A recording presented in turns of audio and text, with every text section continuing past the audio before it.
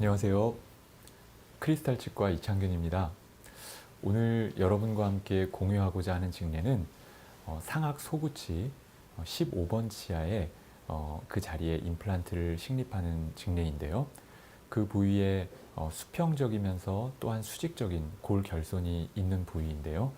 임플란트를 식립하면서 GBR을 함께 시행했습니다. 그리고 좀 특징적인 것은 그 GBR을 성공적으로 시행하기 위해서 짧은 길이의 힐링 어버트먼트를 함께 사용을 했는데요. 그런 증례에 대해서 여러분과 함께 나누어 보고자 합니다. 이것이 환자분의 초진 시의 상태입니다. 내원 당시 50세였고요. 여성 환자분이었습니다. 전신적으로는 특별한 질환은 없는 그런 분이었습니다.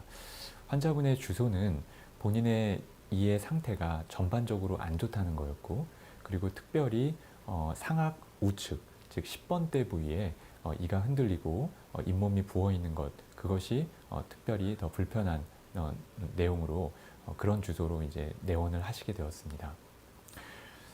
보시다시피 10번대에 보면은 14번이 루트가 다 드러나 있는 상태고요. 그리고 이쪽에서 보시면 잇몸이 좀 스웰링이 되어 있습니다.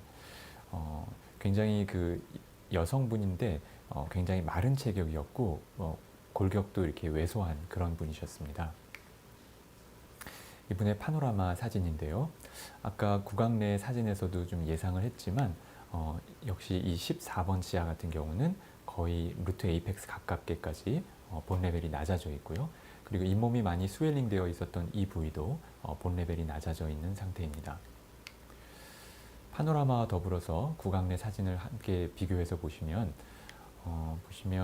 이 14번 치아 그렇고, 그 다음에 여기 보시면 11번 치아도 레비알 쪽이 잇몸이 좀 빨갛게 되어 있고요. 또 팔라탈에도 역시 잇몸이 좀 스웰링 되어 있는 모습인데요. 그 부위가 역시 수직적인 골 결손이 나타나 있습니다. 그리고 반대편에도 5, 6번 치아의 본 레벨이 안 좋아져 있고요. 하악도 그 대합치인 36번, 그리고 또 반대편 46번과 47번도 국소적으로 상당히 골 결손이 많이 발생되어 있는 상태였습니다. 전반적인 치주염인데 국소적으로 또 이렇게 많이 본 레벨이 낮아져 있는, 치조골이 소실되어 있는 그런 특징을 가진 환자분이었죠. 그리고 이분은 아까 골격도 많이 왜소하다고 말씀드렸지만 페리오돈탈 바이오타입을 볼 때도 상당히 얇은 핀 바이오타입을 가진 분이셨습니다. 그래서 잇몸 자체도 얇고, 그리고 아마도 알베올라 본도 상당히 얇을 걸로 예상이 되는데요.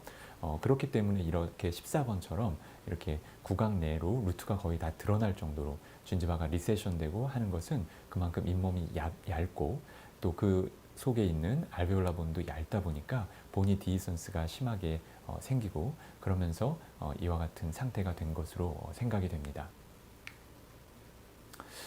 이렇게 내원했을 때 가장 먼저 치료 계획을 생각해 보았을 때 여러 가지 안 좋은 부위가 있었지만, 먼저는 일단 14번은 명확하게 발치해야 될 것으로 판단을 했고요. 그 밖에 본 레벨이 안 좋은 치아들도 있었지만 우선은 당장 발치를 하지는 않고 스케일링 앤 루트 플레이닝을 시행하면서 좀 경과를 보기로 했습니다. 그리고 더불어서 좀 나이에 비해서 50세에 상당히 국소적으로 좀 본 로스가 심하게 진행된 부분들이 있다 보니까 메디케이션을 함께 하였는데요. SDD를 한 달 동안 복용하시도록 처방을 했습니다. 여기서 말씀드린 SDD라고 하는 것은 서브 안티마이크로비알 도즈 독시사이클린이라는 약인데요. 이 말에서 알 수 있다시피 그 항생제의 내성이 생기지 않는 저용량의 그런 그 독시사이클린을 복용케 함으로써 항생제 내성은 생기지 않으면서 어떤 콜라겐의 파괴를 막아주는, 그래서 치주염에 효과가 있는 것으로 알려져 있는 그런 약제입니다. 그래서 20mg의 소량의 독시사이클린을 하루에 2번씩 한 달 정도 복용하시도록 했는데요. 최대 한 3개월 정도까지도 복용을 하게 할 수도 있습니다. 그렇게 치료를 시행하고 한 4개월 정도 경과됐을 때의 모습인데요. 일단 14번은 발치가 됐고, 발치된 부위의 소프트 티슈는 어느 정도 이제 잘 힐링이 된 상태고요. 그리고 이제 염증이 조금 가라앉아 있는 상태인데요. 초진시와 그리고 스케일링 앤 루트 플레이닝과 SDD에 한 달 메디케이션을 하고 나서 그 상태의 변화 4개월이 경과했을 때 초진으로부터 4개월이 경과됐을 때 사진을 비교해 보시면 이렇게 소구치 부위 발치 후에 소프티슈는 어느 정도 충분히 힐링이 됐고요.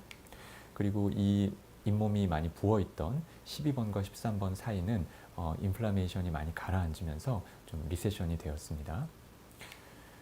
그리고 11번 치아의 레비알 쪽도 잇몸이 빨갛게 되어 있던 곳이 색깔이 조금 더 건강한 색이 됐지만 역시나 잇몸이 얇은 분이시다 보니까 리세션이 발생을 하게 된 것이죠.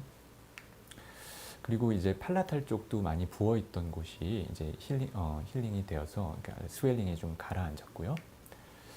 여기서 좀 특징적으로 볼 것은 그 2번과 3번 사이의 스웰링이 가라앉음으로써 이 12번이 많이 레비알 쪽으로 이동해 있었는데 이것이 결국은 그 염증에 의한 병적인 이동이었던 거죠. 인플라메이션 컨트롤이 되고 또 입술에 힘도 있고 해서 결국은 상당히 안쪽으로 많이 위치가 들어와 있는 것을 확인할 수 있고 그러다 보니까 두 치아의 어떤 그 사이에 있는 스페이스도 조금 줄어들어 있는 모습을 확인할 수가 있었습니다. 그리고 26번 치아 같은 경우는 팔라탈 쪽으로 본 로스가 있었는데요. 그 부위에도 보시다시피 리세션이 조금 발생한 상태입니다. 이것이 이제 발치하고 4개월이 지났을 때 파노라마의 모습인데요. 이제 그 14번 자리에 이제 임플란트를 식립할 단계인데 결국 그 예상하셨겠지만 발치를 하고 한 4개월 정도를 기다린 셈입니다. 그리고 실제적으로 임플란트 식립은 발치하고 한 6개월 정도가 되게 됐는데 6개월 정도 후에 식립하게 됐는데 사실 6개월까지는 제가 의도한 것은 아니었고 4개월 정도에 식립하는 것이 적당하다고 판단이 되었었는데 좀 환자분의 사정과 그런 것들이 미뤄지면서 한 6개월째 임플란트 식립을 하게 된 상태입니다. 일반적으로 발치를 하고 치주염이 심한 경우에는 발치를 하고 소프트 슐링을 한 6주에서 8주 정도 기다렸다가 진행을 하는 편인데 이분 같은 경우는 그 진지발 리세션이 거의 에이펙스까지 나타났기 때문에 조금 더 충분하게 소프트 티슈가 힐링되는 것을 기다리기 위해 한 4개월 정도가 적절하다고 판단을 했습니다. 근데 이 4개월 발치 후 4개월째 이분의 파노라마와 그리고 이제 임플란트를 식립한 건 한 6개월째가 됐다고 말씀드렸는데요. 그때 수술 직전에 구강 내 사진은 이렇게 되는데요. 여기서 좀 주목해야 될 것은 바로 이 14번 치아의 그 임플란트를 식립해야 하는 곳의 그 부위는 사실 근원심적으로 그렇게 폭이 넓은 부위가 아닙니다. 소구치가 크기가 작기 때문이죠. 그런데 그렇게 좁은 그 수술 부위에서 근심과 원심의 본 레벨 차이가 좀 상당히 나타납니다. 다시 말하면 원심 부위에는 본 레벨이 조금 더 낮은 거죠. 그리고 그런 것이 이 구강 내 사진에서도 확인이 되는데요. 발치 후에 보시면 캐나인 쪽은 거의 잇몸의 변화가 높이 변화가 없는데 이쪽은 이제 쭉 올라가 있죠. 그만큼 여기가 본 레벨이 상대적으로 낮을 거라고 예상을 할 수 있고요. 파노라마상에서는 정확하게 그 본 레벨을 정확하게 알 수는 없는 상태인데 이것보다도 조금 더 그 본 레벨의 차이가 있지 않을까라고 한번 생각을 해보게 됩니다. 네. 이렇게 잇몸의 그 높이 차이도 발생을 하죠. 그리고 또한 이분 같은 경우 그 임플란트 식립 전에 찍은 CT에서 이 버칼 쪽에 본이 꺼져 있는 것을 볼 수가 있는데요. 그럼으로 인해서 구강 내에서도 보시면 버칼 쪽이 이제 함몰되어 있는 것을 확인할 수가 있습니다. 결국 수직적으로도 꺼져 있으면서 근심과 원심의 본 레벨이 좀 차이가 심하고 그리고 버칼 쪽으로도 꺼져 있고 그런 수직 수평적으로 모두 좀 소실이 있는 그런 조금은 그 까다로운 그런 증례가 아닌가 싶습니다. 비록 싱글 임플란트 케이스이지만요. 이분에게 이제 그 임플란트를 식립하러 들어가기 위해서 인시전을 하는데요. 인시전 디자인은 통상적으로 늘 하듯이 크레스탈 인시전을 하고요. 그리고 서큘라 인시전을 하고 그다음에 근심 쪽에는 바로 인접한 치아의 근심 라인 앵글에서 이와 같은 형태의 버티칼 인시전을 하게 됩니다. 매번 말씀드렸지만 이 부분을 바로 들어가지 않고 여기서 이렇게 진지발 마진의 그 라인에 수직으로 이런 식으로 인시전을 하고요. 그리고 디스탈 쪽에도 역시나 서큘러 인시전을 하고, 그리고 비슷한 형태의 그 버티컬 인시전을 원심에도 주었습니다. 원심 쪽에 그 버티컬 인시전을 주는 것은 블러드 서플라이를 고려했을 때 늘상 하지는 않는데요. 이분 같은 경우는 특히 이 원심 쪽 부위, 여기 14번의 원심 쪽 부위에 본 레벨이 상당히 위쪽에 있을 걸로 예상을 했기 때문에 플랩을 좀 더 확실하게 방리하고 하는 것이 필요하다고 판단해서 원심 쪽에도 이와 같이 버티컬 인시전을 가해준 것입니다. 네, 그렇게 인시전을 한 후에 플랩을 방리했습니다. 플랩을 방리하고 났더니 15번 치아의 이 깊은 곳에는 서브진지발 캘큘러스가 좀 남아 있었고요. 아까 그 파노라마 사진과 그리고 플랩을 방리하기 전에 구강 내의 상태를 보고 이 근심과 원심의 어떤 그 본 레벨의 차이를 예상했었는데요. 역시나 보시다시피 이쪽 그 15번의 메지알에 해당하는 이 부위는 상당히 그 본 레벨이 좀 낮아져 있었고요. 반면에 이 캐나인 같은 경우는 거의 그 본 로스가 없다고 볼 정도로 상당히 본 레벨이 좀 이렇게 코로날 쪽에 위치해 있었습니다. 그리고 역시나 CT에서도 예상했듯이 버칼 쪽이 많이 꺼져 있는 그런 상태이죠.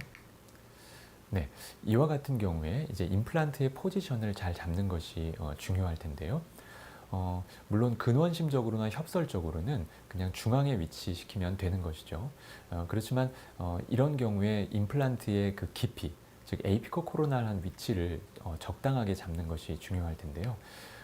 이렇게 15번의 근심 쪽 본 레벨을 맞출 것인지, 아니면은 캐나인의 디스탈 쪽 본 레벨에 맞출 것인지, 아니면은 아예 그냥 본이 현재 위치해 있는 그곳에 맞춰서 식립할 것인지, 그런 고민들을 하게 되겠죠.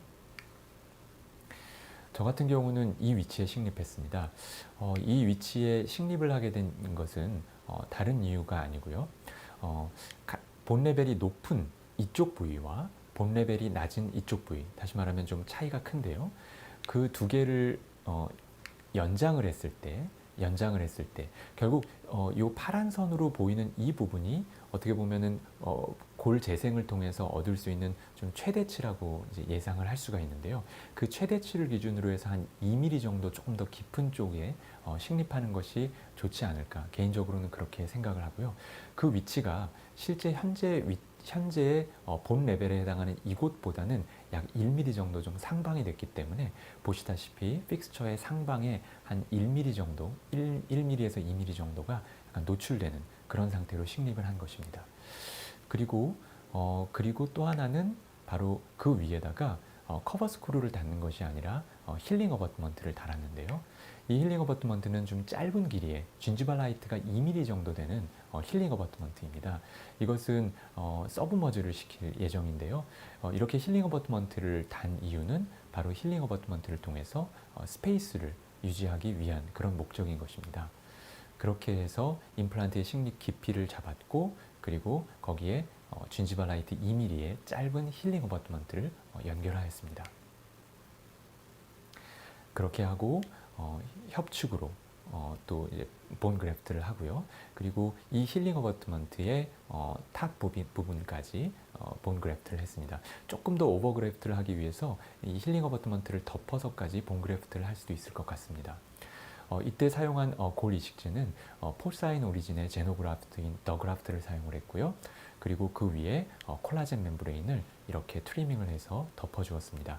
가급적이면 그 주변에 잘 맞도록 그렇게 해서 디펙트를 잘 덮게 콜라겐 멤브레인을 트리밍해서 덮어주었습니다. 역시나 이 부분에서 콜라겐 멤브레인을 트리밍하는 과정도 또 중요한 부분인데요. 물론 과거에 그 비흡수성 멤브레인을 트리밍할 때처럼 그렇게까지 크리티컬하진 않습니다. 왜냐하면 콜라겐 멤브레인이라고 하는 것이 때로는 이렇게 그 플랩을 이렇게 뚫고 나오거나 그러진 않기 때문에 그 비흡수성 멤브레인을 트리밍할 때만큼 그렇게 크리티컬하진 않지만 그래도 디펙트를 적당하게 잘 덮도록 트리밍하는 것은 중요할 텐데요. 이 과정은 저는 보통 이런 식으로 진행을 합니다. 이렇게 그 콜라겐 멤브레인이 보통 직사각형 형태로 있죠. 여러 군데의 그 길이를 재지는 않고요. 결국 그 그 디펙트의 근원심적인 그 부분을 이제 재는 거죠. 그래서 13번과 15번 사이에 폭이 어느 정도 되는지를 프로브로 대략 재는 것이죠. 그리고 그것에 맞춰서 이렇게 시저를 이용해서 이제 잘라내는 것입니다. 그 실제적인 그 초록색 화살표의 길이보다 조금 짧은 게 좋겠죠. 폭이 조금 좁은 게 좋겠죠. 그래야지 이 사이에 들어가니까요. 그렇게 하고 이렇게 트리밍된 것을 이제 그 디펙트에다가 이제 넣어보면서 결국은 길이, 다시 말하면 협측의 길이와 그 다음에 링구알 쪽 길이를 팔라탈 쪽 길이를 적당히 트리밍을 해서 그 멤브레인이 적절히 덮일 수 있도록 이렇게 트리밍을 하면은 비교적 쉽게 그리고 디펙트에 잘 맞는 그런 멤브레인으로 트리밍을 하는 것이 가능합니다. 그렇게 해서 이렇게 콜라겐 멤브레인을 덮어주었죠. 이렇게 그 짧은 힐링 어버트먼트를 사용했기 때문에 그 위를 이렇게 콜라겐 멤브레인을 덮었을 때 당연히 그렇지 않은 경우에 비해서 스페이스가 더 잘 유지된다고 볼 수 있겠죠. 그렇게 하고 봉합을 해주었습니다. 그리고 봉합하고 2주가 경과했을 때 스티치 아웃을 했는데요. 뭐 잇몸이 벌어지지 않고 잘 힐링이 되었습니다. 이것이 수술한 날, 임플란트 식립한 당일에 찍은 파노라마의 사진입니다. 보시다시피 진지바 라이트 2mm의 힐링 어버트먼트가 있고요. 그 힐링 어버트먼트의 높이 정도에 해당하는 만큼 이렇게 본 그래프트가 되어 있는 것을 확인할 수가 있습니다.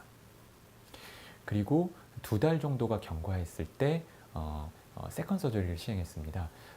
상하기였지만 그 이니셜 스테빌리티가 상당히 좋았고 했기 때문에 2달째에 세컨 서저리를 하기 위해서 이렇게 마취한 흔적이 있는데요. 이렇게 해서 이날 그냥 간단하게 구멍을 내서 펀치식으로 해서 세컨 서저리를 했습니다. 아쉽게도 그 힐링 어버트먼트를 체결한 구강 내 사진은 좀 없는 상태라서요. 그날 다시 말하면 그 세컨 서저리를 한 날이죠. 임플란트 식립하고 2달이 경과돼서 세컨 서저리를 한 날, 그날 이제 찍은 파노라마의 사진입니다. 보시면 식립할 당시 2개월 전에 찍었던 파노라마와 비교했을 때 한 2달 정도가 경과한 상태에서 이쪽에 이식한 고리식재가 상당히 그 레디오 오페시티가 증가하면서 좀 변화가 있는 것을 확인할 수가 있죠.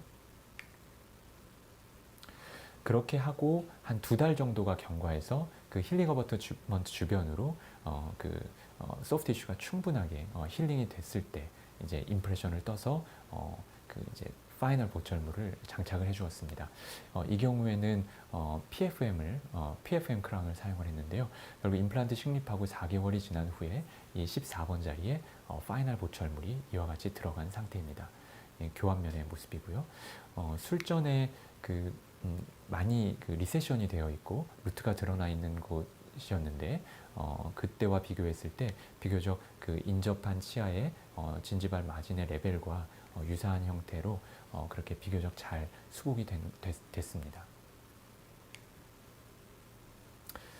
그리고 이것이 이 임플란트 크라운을 딜리버리한 날, 그 당일날 찍은 구강 내에서 좀 크게 찍은 사진이고요. 그때로부터 5년이 경과했을 때 찍은 사진입니다. 여기서 좀 주목해 봐야 할 것은 바로 이 임플란트 크라운 주변의 잇몸이 5년이 경과하면서 리세션이 되거나 조금 안 좋아지는 방향으로 간 것이 아니라 오히려 크리핑 어태치먼트가 생기면서 오히려 진지바가 좀 더 내려왔고요.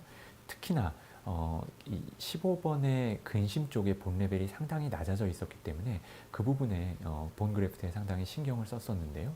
그쪽에서 오히려 그 잇몸이 자라 내려와서 오히려 근심 쪽에 있는 진지발 레벨과 유사한 정도의 높이까지 내려와 있습니다.